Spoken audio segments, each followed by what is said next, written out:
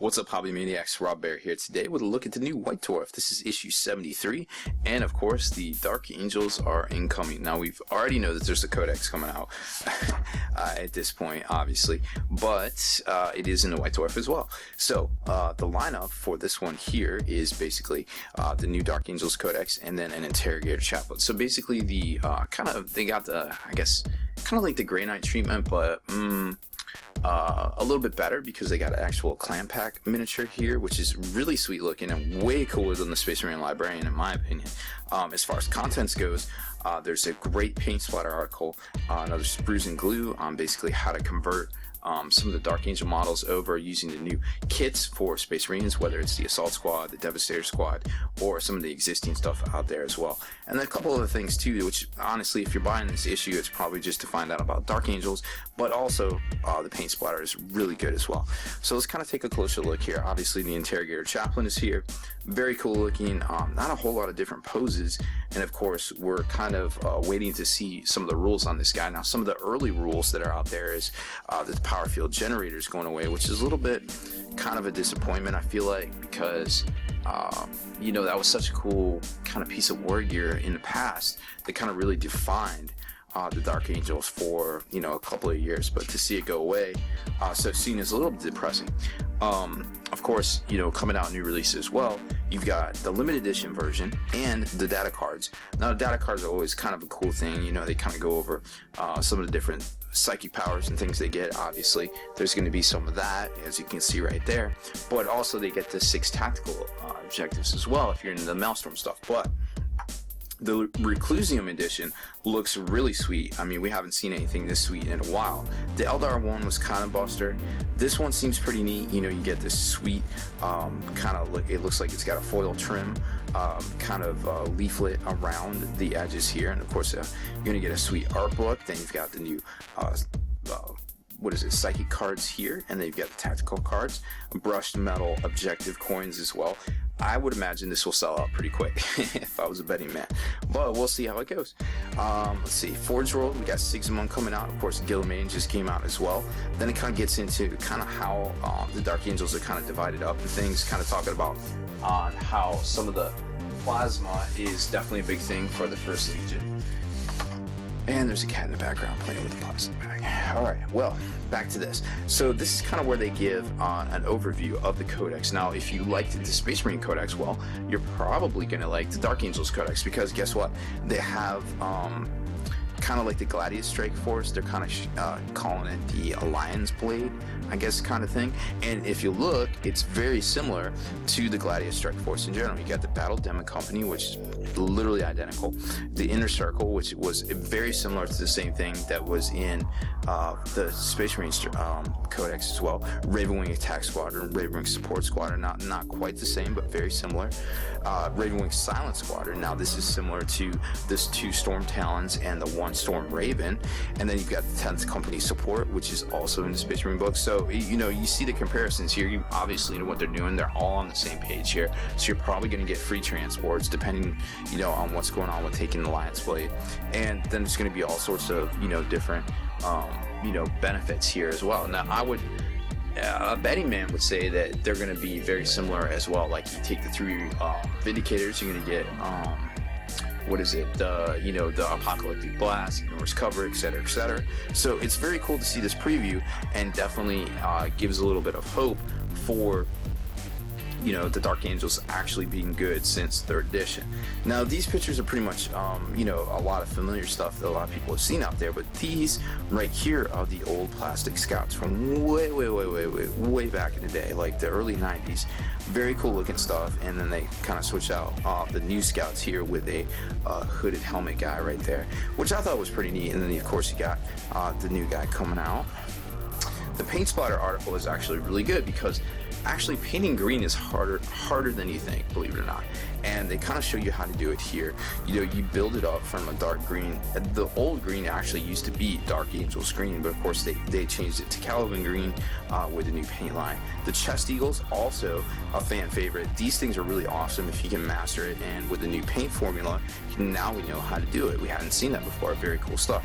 The white's pretty easy. You just kind of got to shade it. They show you how to do it there. Always try to end end up with white at the end when you're painting anything, because you can't go brighter than white. It's literally the lightest color out there. So keep that in mind, so you don't screw that up. Then you got some metal stuff we've seen in the past, reds, kind of how to do badges here in sections and things like that. So, but it doesn't stop there. Of course, it's got how to do Ravenwing, and actually how to do black is one of the more difficult colors, because there's two different ways to shade it. With gray, you can go with a blue gray, or you can go with a white gray, and it looked like here they chose to kind of go with the white gray to accent the the feathers and things right here as well. So as far as over here, you got the Deathwing, and bone has actually been a very difficult color to do in the past. It never showed how to do it. It looks like it's a 5-step process right here. So there's lots of good stuff in here if you're going to be playing Dark Angels, or even if you play Space Marines in general. These are some really good tips for how to do all this stuff. Getting into Hall of Fame, I mean, I don't put much stock in this anymore, because I mean, these are models that have only been out a couple of years and they're going into Hall of Fame. Whatever. I mean, I guess that's your thing. There's a special Altar of War mission in here as well, and then you kind of get to the back where that's pretty much the end of the White Dwarf in general. Now, let's talk about this. Obviously, next week we're going to see a new mission, Hunt the Fallen, for the Dark Angels, because, well, let's face it, that's their thing. On the eve of a new age, obviously, Age of Sigmar, a celebration of Warhammer, obviously, something to do with Age of Sigmar. Now, to be honest, it's very hard to be positive about the Age of Sigmar. Like, I really want to give Fantasy a chance. I played it for so many years. It was so much fun. There's so much cool background and cool stuff out there, but like, dude, you cannot. Games Workshop, I feel like, is really kind of like in a major folly right now with not telling us what the crap the system is. Like, you can't just be like, hey, there's this thing coming out in 3 weeks.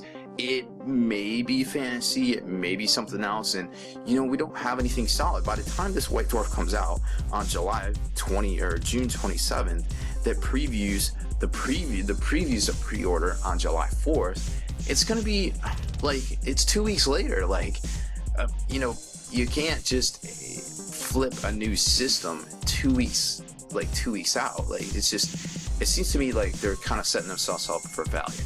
I feel like they should have put stuff out earlier in the year, maybe earlier in the month, kind of previews, like, hey, here's some screenshots, hey, here's what's coming, like, this is how it's gonna work, get people excited.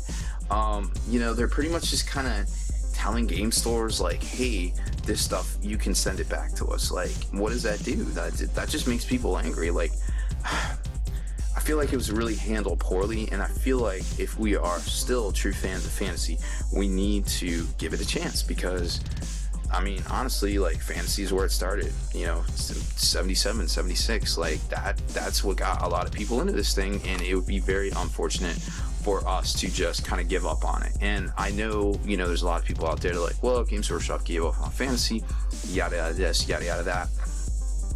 I think they went through a lot of problems at their design studio, back in 2010, 2009. Obviously, we saw it with a lot of books, and it lasted for a couple of years, and now they're trying to cycle out of that. They're trying to get back in this good rhythm of quality products.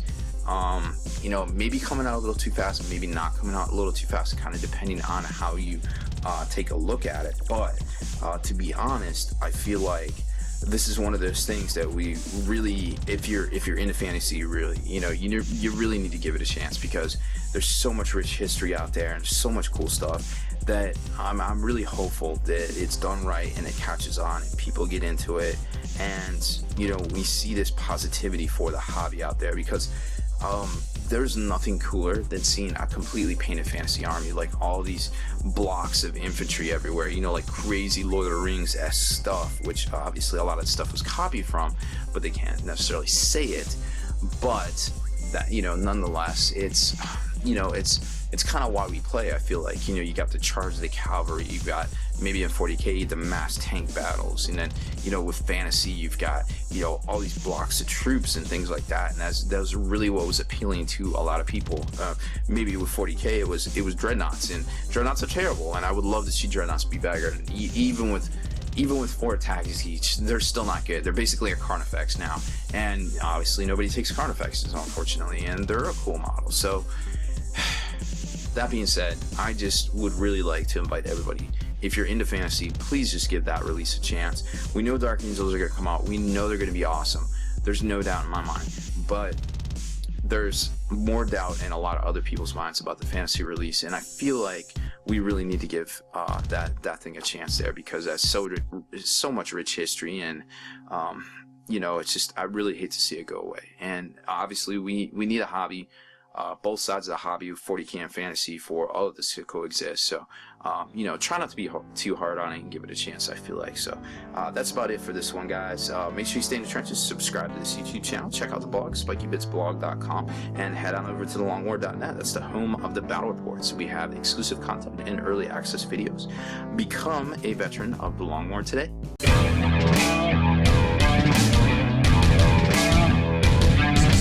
Spiky Bits.